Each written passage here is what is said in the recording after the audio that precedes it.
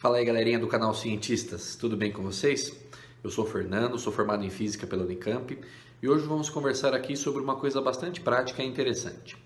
Talvez você já tenha notado que nos Estados Unidos, Canadá, alguns países da Europa que fazem bastante frio, quando rios e lagos congelam, eles não congelam totalmente, eles só congelam pela superfície. Você já reparou nisso? Será que existe algum princípio físico, alguma coincidência aí nessa sacada? Acompanhe a gente nesse vídeo que eu vou te explicar o que acontece.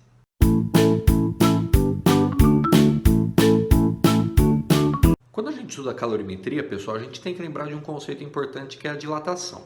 Tem a dilatação linear, superficial e volumétrica.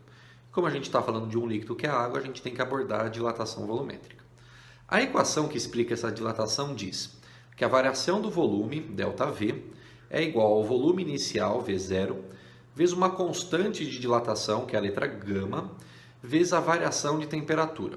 Ou seja, pela equação está previsto que quando a temperatura aumenta, o corpo se dilata, o corpo se expande.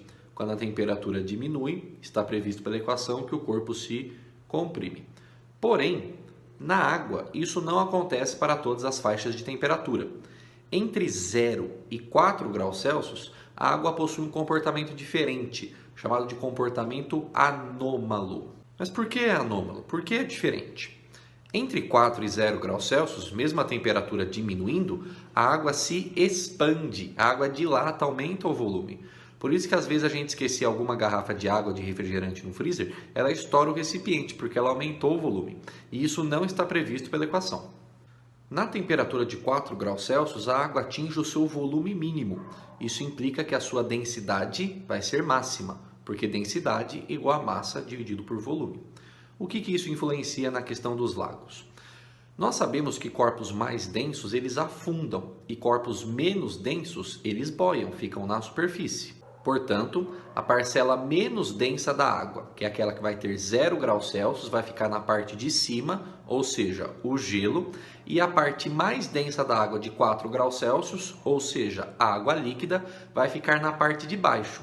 Além disso, o gelo é um ótimo isolante, ele é um péssimo condutor de temperatura, o que não permite que o calor da água que está na parte de baixo, a 4 graus Celsius, continue sendo perdido para a atmosfera e ela congele totalmente. Se os rios e lagos e demais massas aquáticas fossem congelados de forma total e não apenas na superfície, toda a vida desses ecossistemas já teria morrido, não seria possível haver manutenção da vida. Então perceba o cuidado de um design, de um pensador, de um projetista inteligente na manutenção da vida dos ecossistemas marinhos, tomando todo o cuidado com um comportamento diferente que a água tem no que diz respeito à dilatação.